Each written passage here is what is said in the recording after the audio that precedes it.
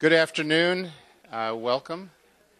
My name is Robert Klein. I'm Associate Dean for Professional Development and Faculty Affairs in the School of Medicine. And one of the privileges I have is to help in the organization of this campus-wide leadership series.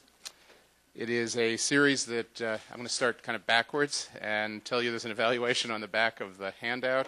And it's really important, particularly the part that asks for suggestions for future presentations. Marty Gunyon, who really does all the work in putting the series together and organizing it, told me to remind you that every single one of the topics in this year's series came out of suggestions that were made last year. And so we really do try to focus on the things that you say you need. So this is our first presentation, and our speaker is Dr. Larry Long.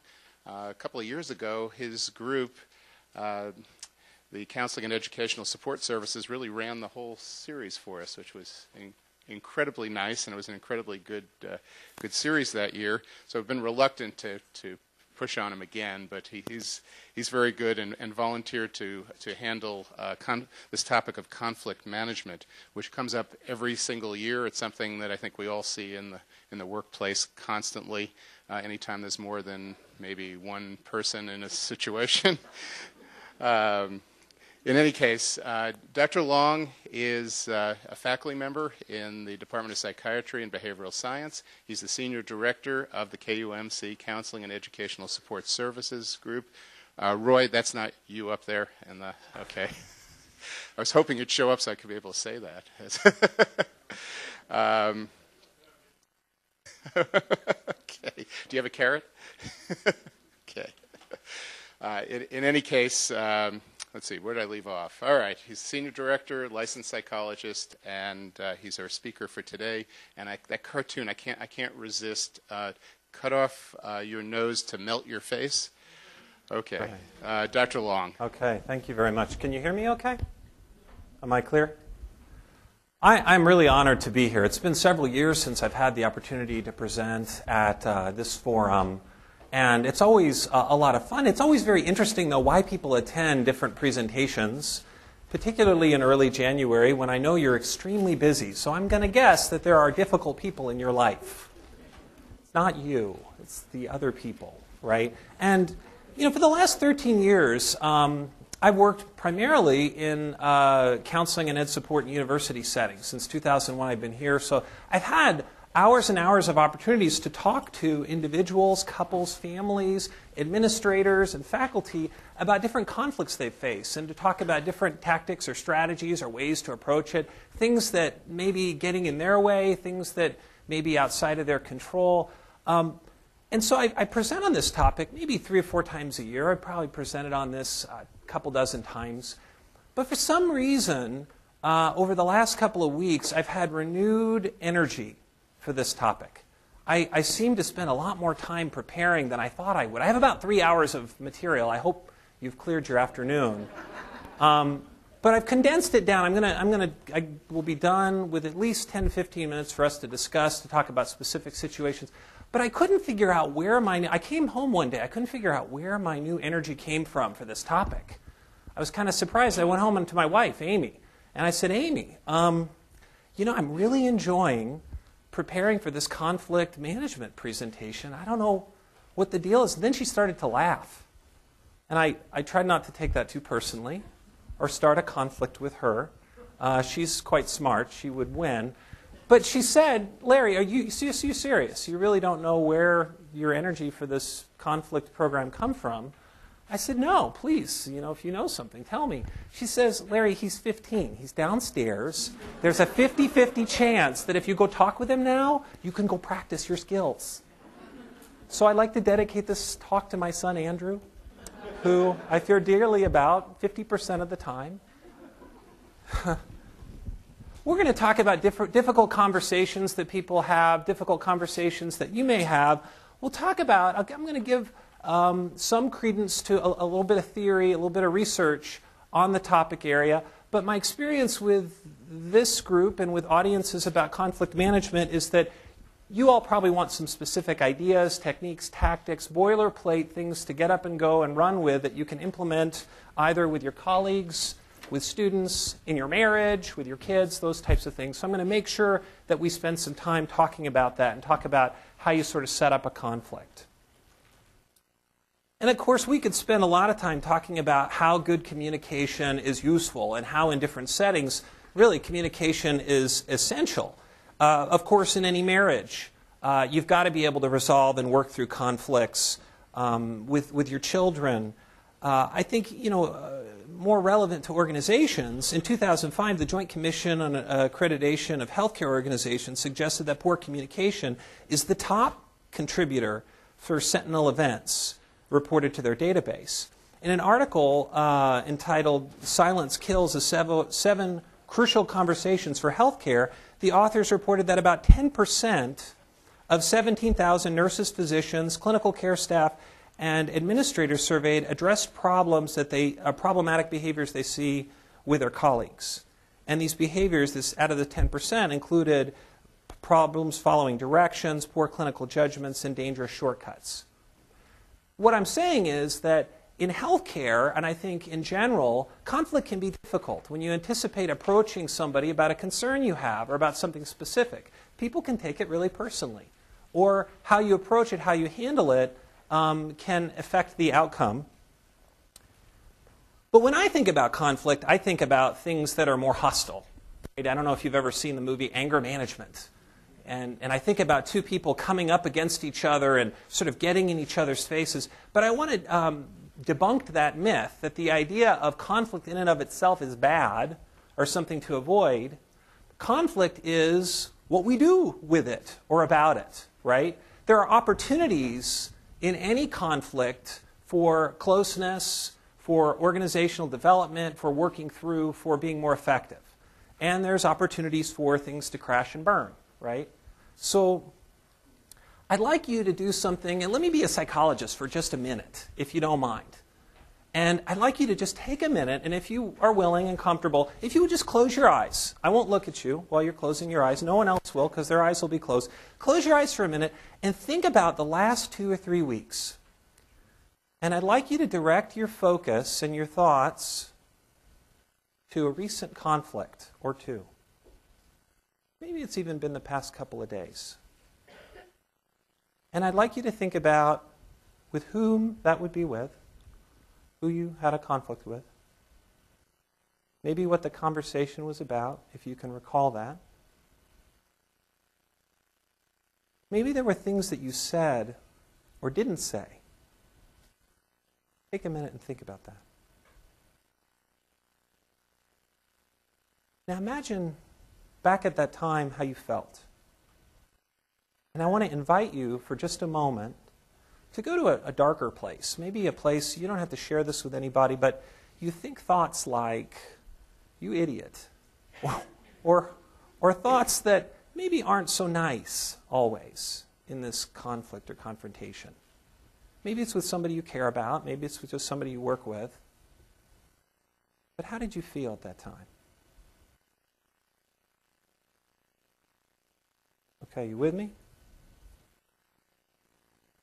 Okay, go ahead and open your eyes just for a moment. And imagine that you had this confrontation and you're going to get to have another one, but you know you're supposed to do conflict right, which some people equate to compromise. Okay, compromise. Compromise is great when the other person gives. The problem is when you have to give, right?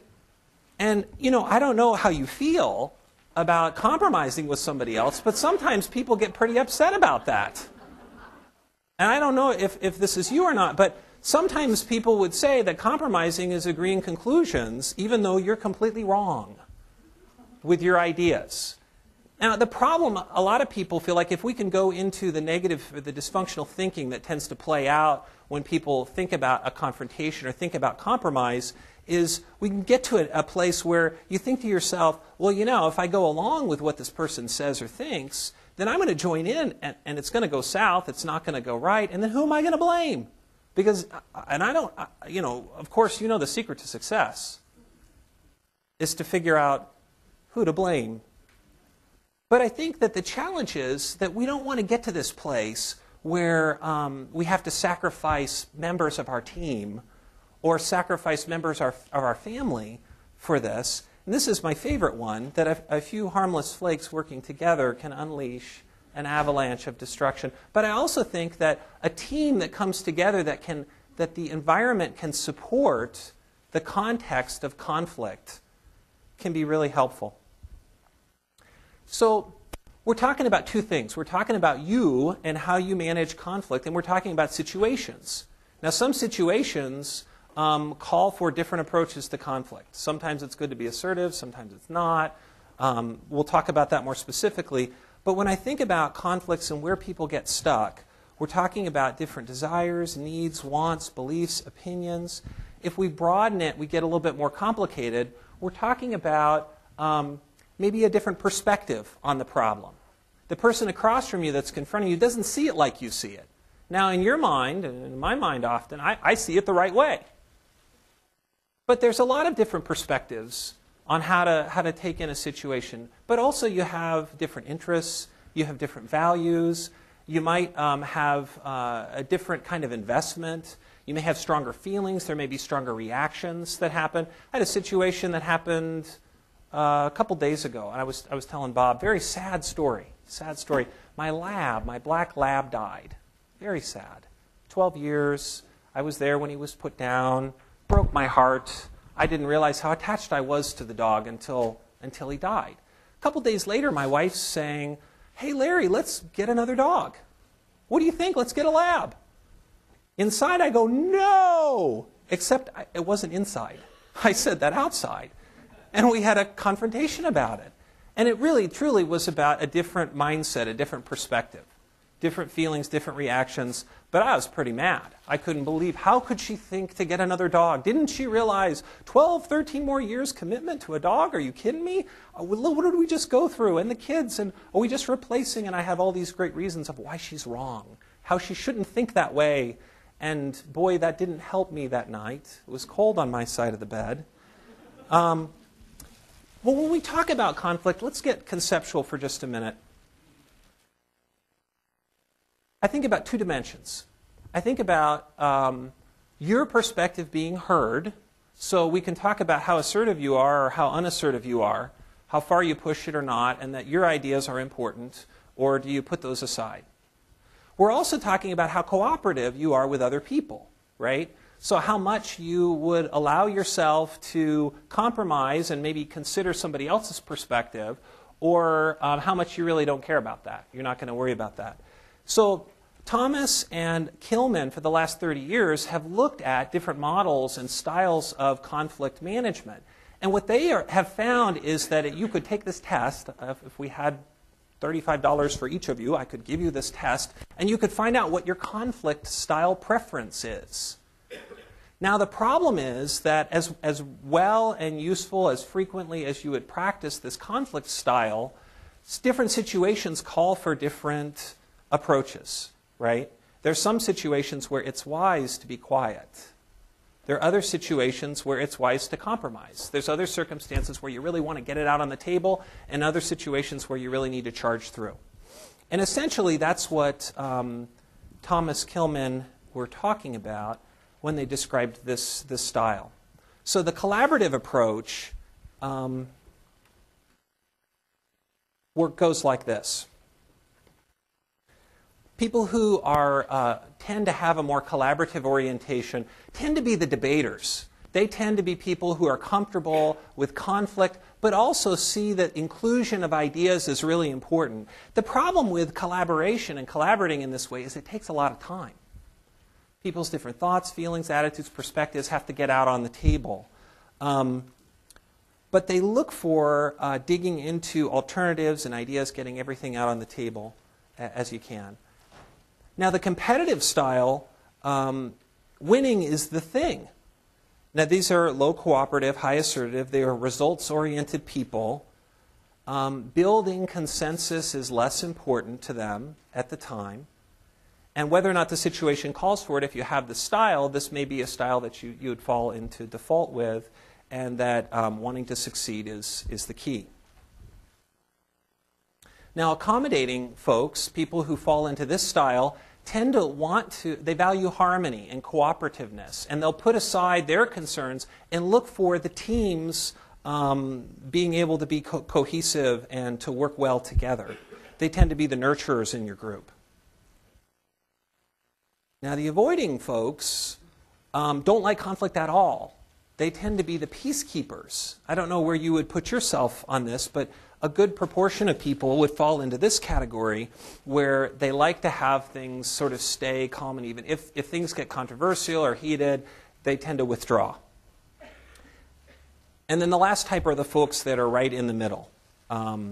They look for consensus, results-oriented. Now, the problem is that different situations, different circumstances call for different styles. Okay? So I guess what I'm saying is there are some situations where you're going to be on a team and you're going to be working against each other because you have different preferences. But your task or the situation at hand may call for a different approach. Let me get down to it, though, in terms of some specifics.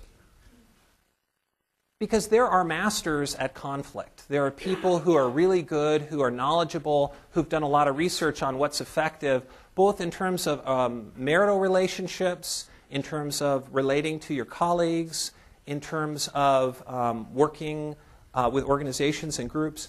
And the first one, I wanted to show a video of John Gottman. John Gottman is a researcher and clinician in Seattle. He's been working since 1996. He actually has this job he thinks is really cool. And in this job, he has a lab where he has couples come in. And he watches them communicate and argue and studies this and listens to what are they doing and what are they saying. And you'll notice and you'll hear he's going to talk about how critical the first 3 minutes are for how a confrontation goes and how predictive it is of how the rest of the conversation is going to go. He's going to talk about some specific skill sets that you may want to consider, employ, or at least listen to right now, because I'm going to ask you, what skill sets did you all hear? That tend to be highly effective. And he's going to describe what he's learned from the masters. And when he talks about the masters, he's going to be talking about the people who are really effective at bringing up conflicts, who are bringing up problems and concerns. Okay, soften startup.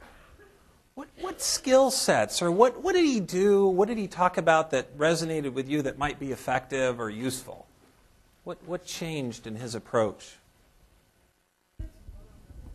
Who said that? Yeah, he showed some vulnerability. Okay. How did he do that?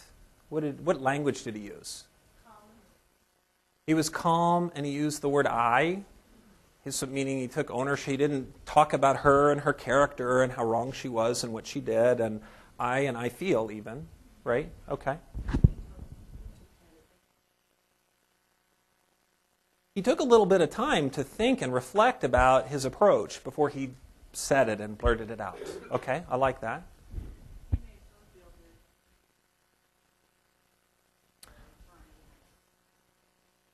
He made an affirming statement. In fact, he referenced an example of another time when it actually worked out and said how much he liked that.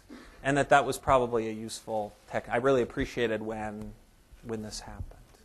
Okay, great. What other things did you see? You didn't insult her. Yeah. What do you think about that? That makes sense. Well, don't you think it's challenging? Because a lot of times, I may be revealing a little too much about myself, but a lot of times before I feel justified to express my concern about something that happened, it has to stack up. And it's happened several times. And that someone does something that I think is inconsiderate, like they're late sometime, or they said they were going to do something and they didn't, and that happens several times, and I let it go by because I'm trying to be cool until I confront them, and then it comes out where I say, "You are so inconsiderate." And not only that, I have a list. Let me read it to you. Doesn't go so well, right? So I think that character assassination, you'll hear me talk about some others that do that, that say don't do that, and not insulting is a good idea. So, other thoughts about what he did? Yes. He wasn't trying to compete with her to win her time back in some way. Okay, great.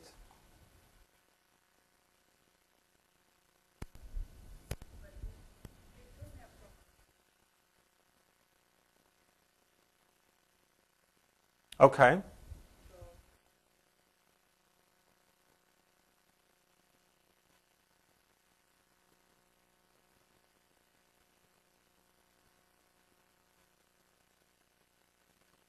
Right. Yeah. It could blow up in your face, or the person could just say, I'm sorry, no.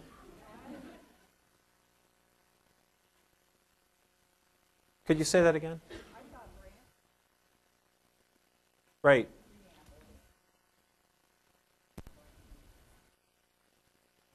Yeah, okay. So the comment is, I got to keep remembering we're recording. The comment is, you were anticipating that she was going to say, oh, come on, cut to the chase, what do you want? Which may be what you'd expect from a colleague, maybe, or a peer, or maybe in your relationship there. Now, the concern is that it could have gone that way, certainly. And it could have gone that way in that she's already thinking in the back of her mind about what she's going to say next before he's finished speaking. You ever do that? Okay? And you say you're listening, but you're not. You're just thinking about what you're going to say next before, right? And so the challenge is, I think he probably what he would say to that is that you would go through that. She would say, okay, what do you want? He'd say, well, I miss you. I've got that lonely feeling. I would like to spend more time with you. She says, well, you know, I can't imagine. You don't have any idea how busy I am. I have this going on, that going on, and I'm just pulled all different directions. What we'll talk about David Burns would say to do in this, and I imagine Gottman would say to this, is to go with empathy and to agree. And so it's very disarming to say, you know, you're right. You are really busy. It's amazing. I don't know how you get everything done that you get done. You must feel pulled in 10 different directions, how overwhelming that would be, how distressing that would be. I could see that your time is really limited. But please know I miss you, period. Now, again, I don't know, will that get you what you want? Will that yield? I'm not so sure. And I don't know. What I hear you doing, and I appreciate it, is how do we apply some of these principles specifically to work settings and work contexts where maybe it's more called for to cut to the chase a little quicker. But I think when we talk about a conflict, usually there's some strong feelings or reactions involved. And the concern I have is that sometimes people try to resolve strong feelings by problem solving and never acknowledging that there's some emotional component to it, and they go round and round and round and round and round. So, okay? Seemed to me, though, in this situation, he didn't just make... Okay. He actually... Yes.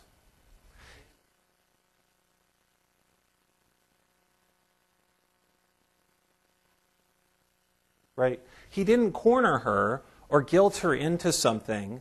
He gave her a very open out, and he asked specifically for what he wanted, right? I think a lot of times that's where what gets missed in presenting your concern is that you're not always specific. You have strong feelings and you know why you feel how you feel, but also it's going to be really important to know exactly what you want and to be able to articulate that.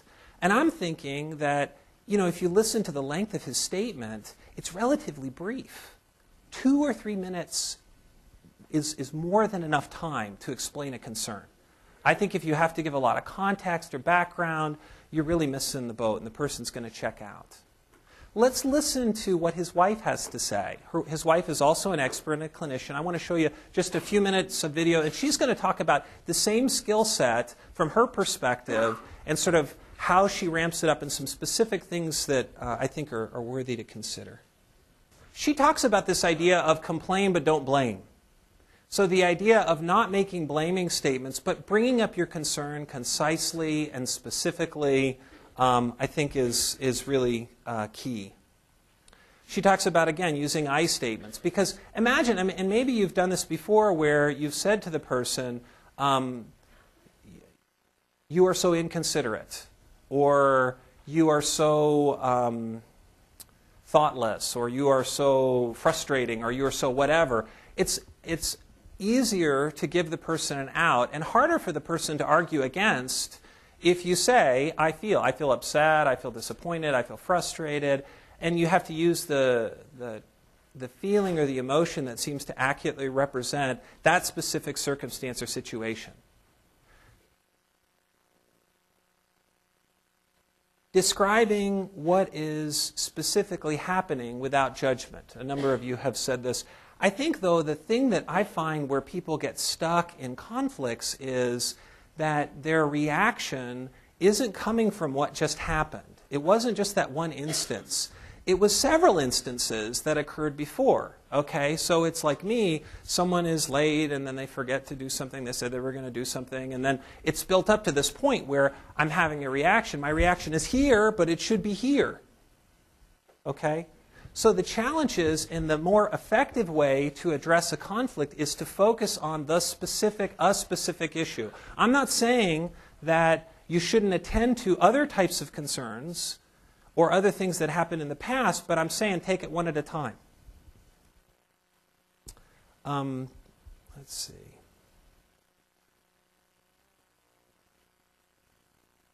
Okay. I talked before about this idea of the law of opposites. The idea comes, though, is where when a person comes to you with a concern or a complaint or is upset, if you would just agree with me for a minute, and you don't have to compromise, you could just think I'm wrong, that's fine. But if you would agree with me for just a minute that they may not be 100% wrong. There may be 1% of truth in what they have to say. And what Dr. Burns would say, David Burns would say, is to use this law of opposites. You acknowledge or you talk about what the person's issue or concern is as though maybe they're right. So the person comes to you and says, you know, I'm really upset that you're behind in clinic, or you said you were going to get this done, but you didn't. And they're kind of miffed. A disarming technique is to say something like, you know, you're right. I know you really wanted this, and you asked me to do this, and you expected this. I could see how that would be upsetting. What happens when you do that? You diffuse it. You take some of the oomph out. Right? Using feeling statements. And I think the other thing, I know that a lot of people get hung up in, but I tell you, it's really challenging when you know you're right. There's a right way to do things. And you don't have any idea why this other person doesn't consider approaching it in this specific certain way. I could go and, you know, there are times where a couple afternoons a week I get to go home and pick up my twin 8-year-old boys, and we do homework together. And every time we get home, we have a certain pattern or routine. And so what we do is, when they come home, we do homework first before we go play. And that's sort of Dad's rule. Did you know Mom doesn't have the same rules as Dad? You know, there was a while where I was pursuing Amy, and I have to confess, Amy is a psychologist. I married a psychologist. Please pray for my children. I married a psychologist. She's a professor at Avila. But we're having this conversation, and I'm thinking to myself all the while, well, this is just wrong. I mean, what you do is when the kids come home, you have them do their homework.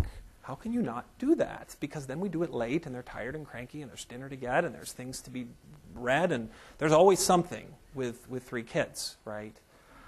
Except when I approached Amy and I said, you know, I think how you're doing this is wrong. It doesn't make sense to me. What we do is we do the homework after school. Wouldn't you agree? And she took an accommodating approach at the time, but that approach where she compromised in a way that she didn't really believe and said yes. And then the next week, she did whatever she wanted to do.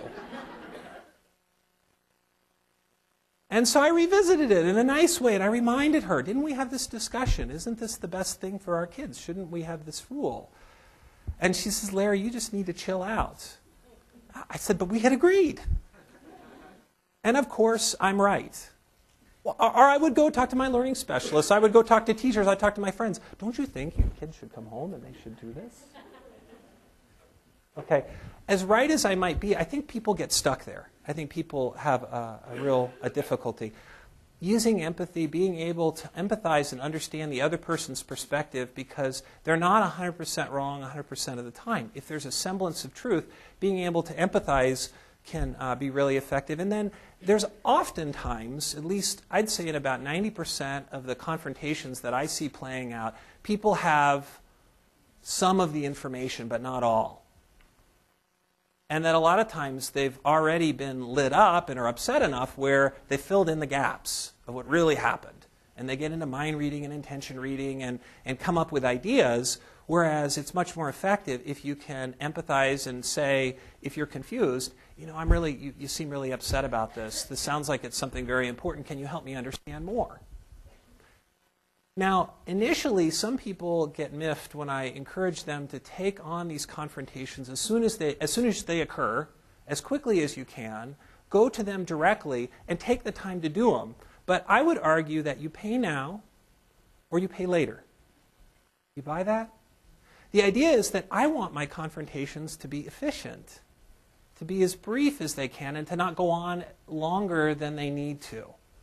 And these are tactics and strategies I think that can help lead to that. There's an article in your handouts by Cohen that talks about teamwork and talks about professional communication in healthcare settings. It's the last article and section. And he's described a number of different situations and circumstances and some just basic principles to consider, like not expecting people to be perfect, knowing that mistakes are going to happen,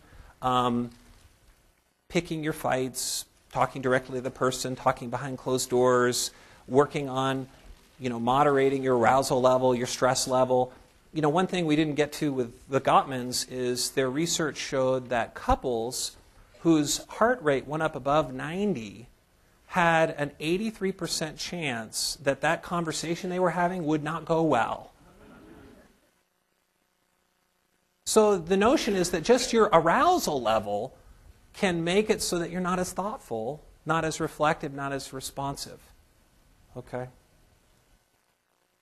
There's somebody, though, I haven't talked about that I worry that you may be thinking about or wondering about, an expert that we haven't presented or discussed, and I thought at least I would include him.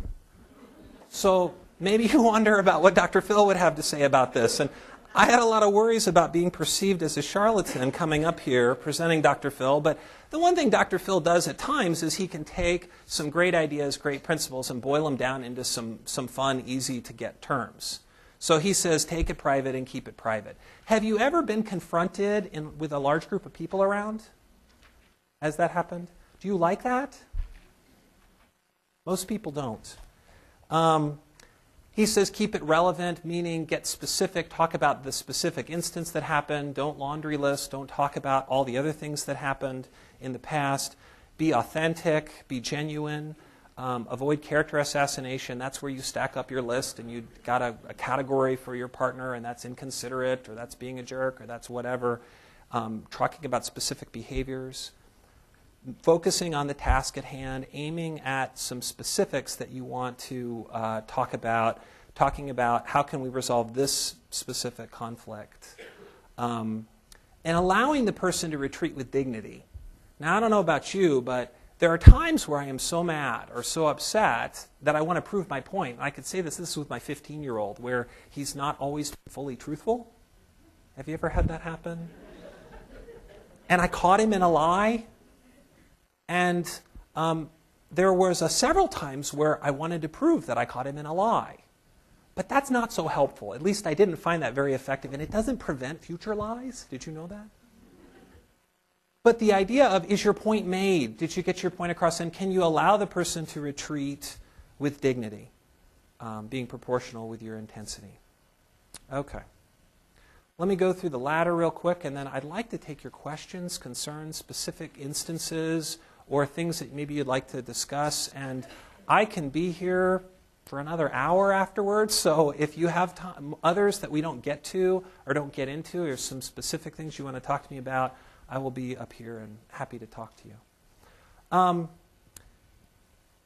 So let's say that you plan to have a conversation with somebody important, either at work or at home, or a child or whatever. The first thing I really think is important is to take some time to reflect, to think about what is the concern. Now, I'm not saying days, and I'm not saying ruminate about it for a couple weeks, having it occupy all your time. You ever do that? Where you plan to confront somebody and you spend a week thinking about it, and then you go, and the conversation is 2 minutes? Okay, I'm not saying that because I think sometimes people can think themselves into a hole and then come up with, I can just say it this way and they won't get upset or they won't react. I think being able to look, though, at your rights, what you want, what you need, and your feelings about the situation, and really working hard to let go of blame, your desire to hurt, or self-pity. Arranging a time, not catching the person while they're busy, and a lot of times, most of the time, I encourage people to ask specifically, I need to talk to you about something, is this a good time? And that gives the other person the right to tell you, no, this isn't, or if they say yes, I'm expecting they're going to make some space in their head, in their heart, so that I can express whatever concern I have. Defining the problem so that you know specifically what the concern is. And I would encourage you to not talk about a series of problems, but aim at one. If more problems need to be discussed, you can talk about those, but aim at one at a time. Being able to use I statements, I feel statements, being very specific about what the concern is. Expressing your request in 1 to 2 easy-to-understand sentences, keeping it brief.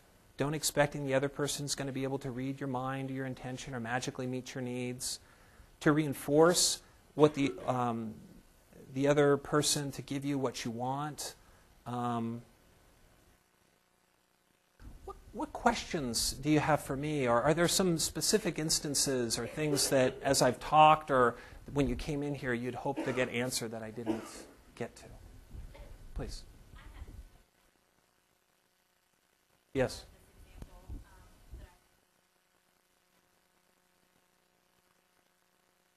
Okay. Oh. Okay, great. Okay. Yes, yes. So the person basically said, I don't care. So, all right, let me repeat that. So what you did was you approached it sounds like quite thoughtfully, and you approached them and you said, I feel upset or I feel concerned about whatever the situation is. And the person's response was, well, I'm not responsible for how you feel. You feel how you feel. Okay. And then what happened? Your heart rate went up. Okay. Because I felt like I was trying to resolve it by saying. Right. You were following the rules. You were going the right step, and they weren't. I hate that. Okay. So, I mean, I don't even remember how it went. Right. There was no resolution. Yeah. I just wanted that person.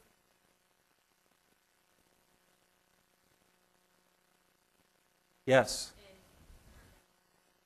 Well, you wanted the person to admit that they did something that contributed to this problem, and they were committed not to.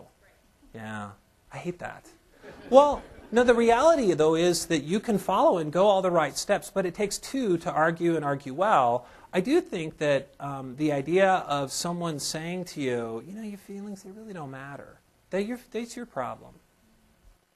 I'd probably be mad when someone said that and say, okay, if you don't care how I feel, that's fine. Let's put that aside. Let's talk about this specific problem. What you did, I thought, was inconsiderate. I don't expect that should or would be done, could be done again. If the person, I think about people changing in two ways. Okay?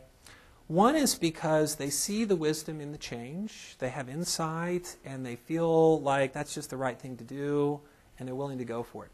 Or they change around you because they know they get a reaction they don't like when they behave and act in certain ways. And so the hard part is to be able to influence somebody to own up to their side. I don't know that that's within the scope of your control or ability. It does sound like you approached it with respect, with dignity, that you approached it the right way. I do think that it's fine if you would have said, hey, I'm sorry that you feel like my feelings are my problem, but everybody has feelings and reactions to this, and what you did was inconsiderate, or I didn't appreciate it. And I'd appreciate it if you wouldn't do it. I'd then follow up with a specific statement. Now, I don't know that this person's going to be your best friend. Well, I don't know that we have to be friends with people we work with either. We just have to have good working relationships. I think that's the challenge is that it sounds like you did all the right things, but the hard part is you can't control how another person's going to respond or react. And so I appreciate that. What else? That was a good one. Please. May I give you this? They're going to be happier with me if they'll confront me later if I don't. Could you pass that down? So to take it one step further, what if it turns out that not being friends is the right way to go, but still establishing a good working relationship is not working out? Okay. Can you give me a more specific example? Because I agree. I think that the reality is that it's not going to always be possible, or not even often, sometimes possible, to be good friends with the people that you work with. But having a work environment that is functional, that is effective, that people are considerate and respectful of professional behaviors and boundaries and that type of thing is really key. So something that revolves around unprofessional behavior, Yes. being of explosive mood and complaining of insignificant issues, Yes. which on the surface, 1% of the individuals might find significant, but Right. 99% of us would not, and doing it in a way and a form that would not be conforming to Dr. Phil's principles of Right. privacy and whatnot. So Right, let's right, put it right. this way. Right. Is that specific enough? It is. I think let's add in here power differentials, because peer-to-peer conflict and conflict with your boss can be very different. But let's talk about peer-to-peer, for example. So you're working in a lab and you have colleagues around you, and somebody's behavior doesn't seem to be bugging other people quite as much as it does you. It's really getting on your nerves, or in the least, it's being disruptive to how effective you are, because maybe they make critical statements, or they are very angry or explosive, or say things that you find offensive. Is this what we're talking about in the ballpark of? Okay. And so what you've done, of course, the first approach is to go to the person directly and to say, when you do this, it's disruptive for me, or I feel frustrated or irritated or whatever. Now let's say this person lights up. Whoa, your feelings are your problem, and I don't really care, and I just work here, and I don't care how you feel. And I don't know if that would be the reaction or the response, but I think that being able to be specific about, when you do this, my reaction is, I get irritated, it takes my focus off the work, it makes it really difficult, and I don't appreciate it, and you need to stop it, or you need to do this in a different way. Again, the goal is either to make it less safe for them to behave in certain ways around you, or hopefully that they'd get some insight and change. I mean, I do think bringing in a third party at times and bringing in a supervisor, talking to other colleagues about different ways to approach it, but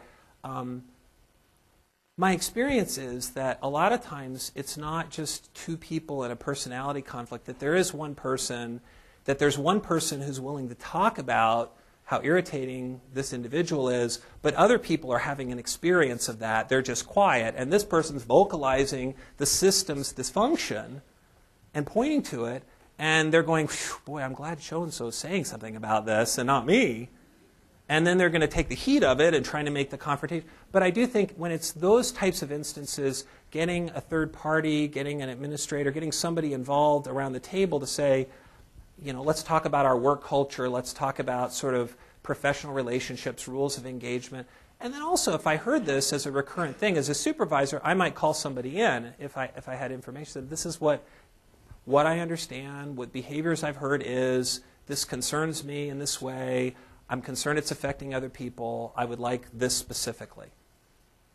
Now again, I think if we were to talk about a specific example or situation, I always feel like I'm armchair quarterbacking these types of things, and that I don't know that I have the context, know the characters, the full picture to be able to be as strategic with that kind of intervention. But I don't think that's that uncommon. I think that's something that a lot of times people will face and encounter.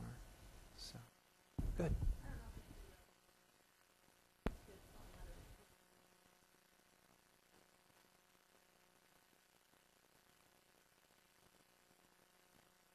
Okay.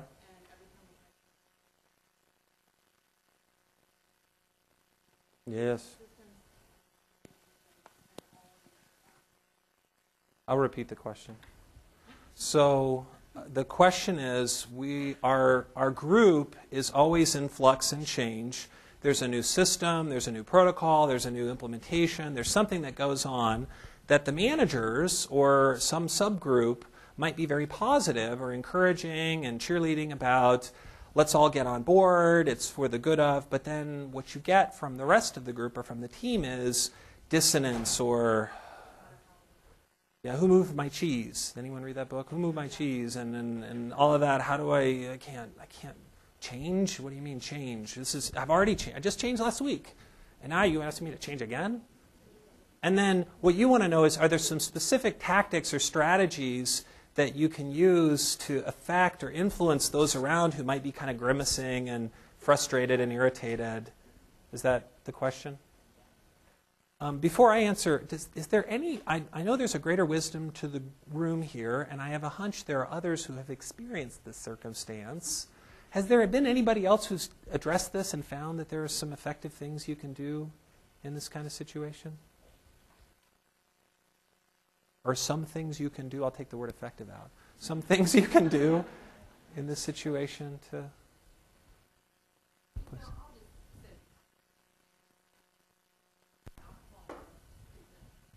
Yeah.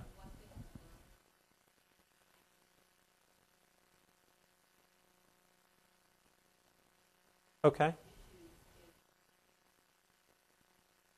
Okay. How do you do that? How do you change the words?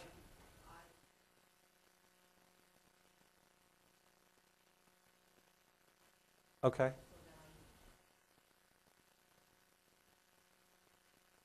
Okay. Okay. I get that. So one approach could be using that first AA step or just that whole serenity principle. The idea is, what do you control? What don't you control? What can't you? I like that. I also like empathy, meaning that change is hard.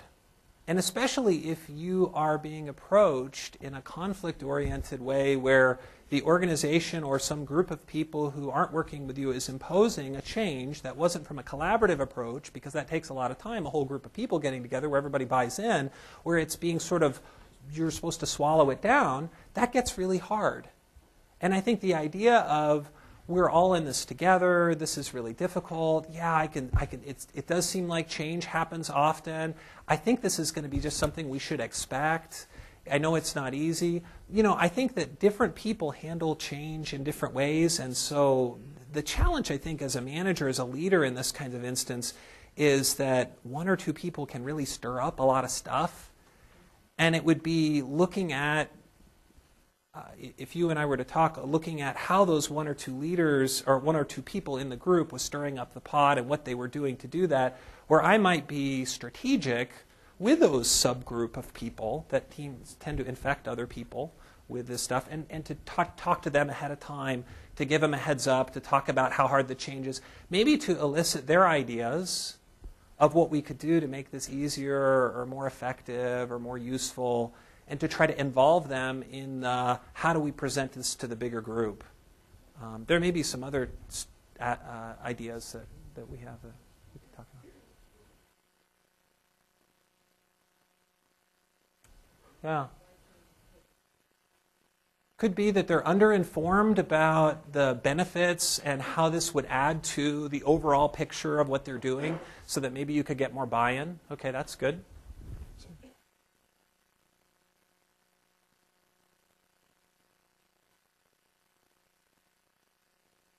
I'm sorry, I can't hear you. Right. Sure. I was coming at some point to a place where we have to cut our losses, so to speak, and say, this is not a fit for this culture. You keep setting the standard, and then you have, you're just not working it out.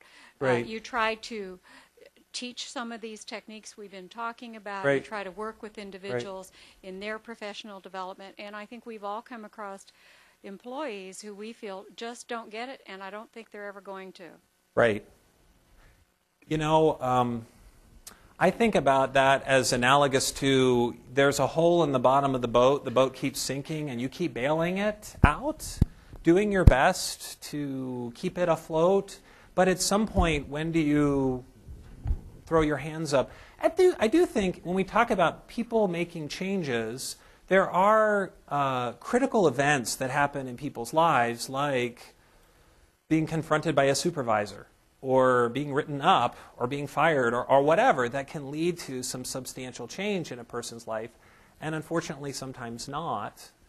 But I do think that the idea of you having the sense that you've done what you could, you've approached it in a way that seems to be reasonable and mindful, I don't really know that you can do a whole lot better than that. I'm mindful of the time. I know a number of you probably have things to go to at 1 o'clock. I plan to be here for a while. I'm happy to talk with you, take any questions, maybe even talk to you about some specific situations. But I sure appreciate your attention and enthusiasm. So thank you very much.